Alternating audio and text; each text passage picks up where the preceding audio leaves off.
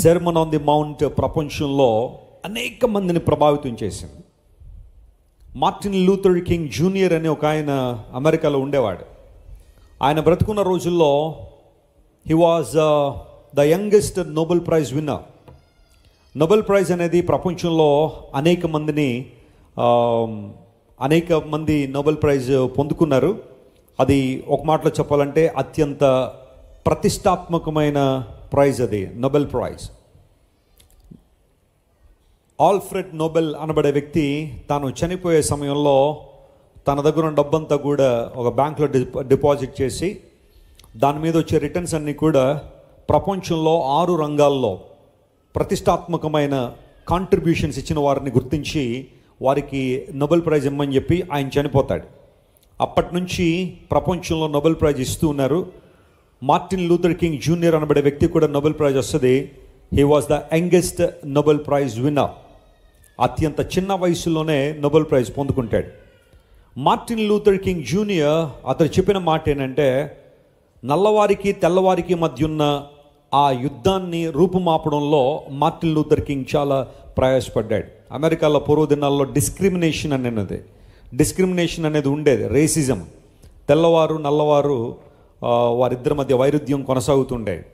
నల్లవారిని తెల్లవారు ఉపయోగించే బాత్రూమ్స్లోకి రానిచ్చేవాళ్ళు కాదు. వారి బస్ స్టేషన్స్, వీరి బస్ స్టేషన్స్ వేరుగా ఉండేవి. ఆ తర్వాత వారి షాప్స్ వేరు, వీరి షాప్స్ వేరు. అలా ఉంటున్న కాలంలో చాలామంది పోరాడారు. మనుషులందరూ ఒక్కటే, చర్మం రంగు వేరు కావచ్చేమో కానీ మనుషులందరూ ఒక్కటే అని చెప్పి మార్టిన్ లూథర్ కింగ్ జూనియర్ ప్రపంచాన్ని ప్రభావితం చేసిన మెసేజ్ చెబుతాడు. అందులో ఏమంటాడంటే, my children should not be judged by their colour but they should be judged by their character. నా పిల్లలు వారికి ఉన్న రంగును బట్టి కాదు తీర్పు తీర్చబడేది, వారికి ఉన్న క్యారెక్టర్ని బట్టి తీర్పు తీర్చబడాలి. Colour is not important but character is very important. మనిషి యొక్క రంగు ప్రాముఖ్యం కాదు కానీ మనిషి యొక్క ప్రవర్తన చాలా ప్రాముఖ్యమైంది, మనిషి యొక్క గుణము చాలా ప్రాముఖ్యమైందని చాలా అద్భుతమైన పోరాటం చేసిన మార్టిన్ లూథర్ కింగ్ జూనియర్. ఇతన్ని ఎవరు అడిగారు, నిన్ను ఎంతగా ప్రభావితం చేయడానికి ఉపయోగించబడిన లేదా ఉపకరించిన సందేశం ఏంటంటే, మార్టిన్ లూథర్ కింగ్ జూనియర్ ఒప్పుకున్నాడు. సెర్మన్ ఆన్ ది మౌంట్, యేసు ప్రభు చేసిన ప్రసంగం, కొండ మీద చేసిన ప్రసంగం.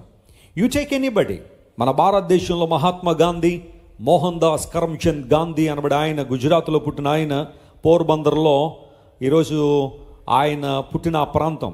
గుజరాత్లో మహాత్మా గాంధీ గారు పుట్టారు కదా.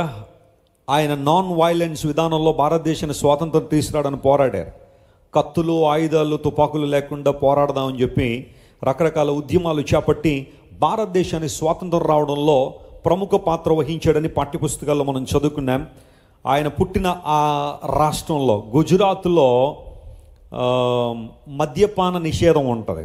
ఎవరు మద్యపానాన్ని స్వీకరించకుండా, గాంధీ గారు పుట్టిన ఏరియా కాబట్టి ఆ రాష్ట్రం అంతా కూడా ఎస్పెషల్లీ ఆ నేటివ్ పీపుల్, ఆ గుజరాత్కి సంబంధించిన ఆ ప్రాంతంలో మద్యపానం అనేది ఉండదు. పరాయి రాష్ట్రాల్లోంచి వెళ్ళిన వాళ్ళు తీసుకెళ్ళి తాగుతూ ఉంటారు కానీ అక్కడున్న వాళ్ళకి మద్యపానం దొరకదు. అలా దేశం అంతా ఉంటే బాగుంటుంది అనుకుంటాను నేను. అప్పుడప్పుడు దేశం బాగుపడుద్ది మద్యపాన నిషేధం అనేది వస్తే ఎంత బాగుంటుందని.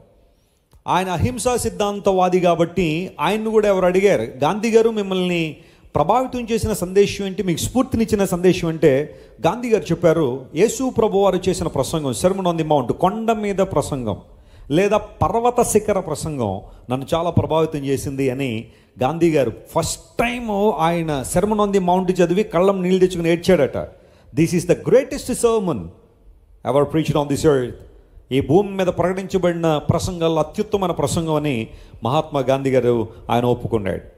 When we come to the history of South Africa, south ఆఫ్రికాలో నెల్సన్ మండేలా అనబడే ఆయన కూడా ఒక పోరాట వీరుడే, విప్లవకారుడు.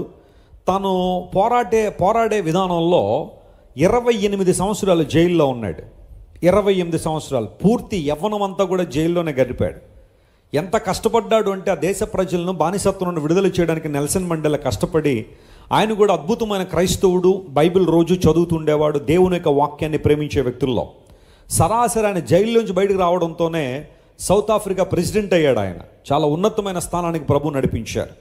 నేను కపుల్ ఆఫ్ ఇయర్స్ బ్యాక్ నేను సౌత్ ఆఫ్రికాలో వాకింగ్ చెప్పడానికి వెళ్ళినప్పుడు నెల్సన్ మండేలా ఉన్న ఆ హాస్పిటల్ కానీ అతని చివరి దశలో జరిగిన విషయాలన్నీ కూడా అవన్నీ చూడడానికి ప్రభు సహాయం చేశారు. One of the phenomenal figures in the history of man kind Nelson Mandela ప్రతిరోజు బైబిల్ చదివాడు, ఎస్పెషల్లీ యేసు ప్రభు చేసిన కొండ మీద ప్రసంగం. ఇలా ఉదాహరణకి కొంతమందిని మీ ముందు తీసుకొచ్చాను. అయితే ప్రపంచంలో కోట్లాది మంది ప్రజలు యేసు ప్రభు చెప్పిన కొండ మీద ప్రసంగం ద్వారా ఇప్పటికీ దేవుని పొందుతూనే ఉన్నారు. ఆయన మాటలు జీవంగల మాటలు గనుక, యేసు ప్రభు జీవాధిపతి గనుక ఆయన మాటలు అనేక మందిని ప్రభావితం చేస్తున్నాయి.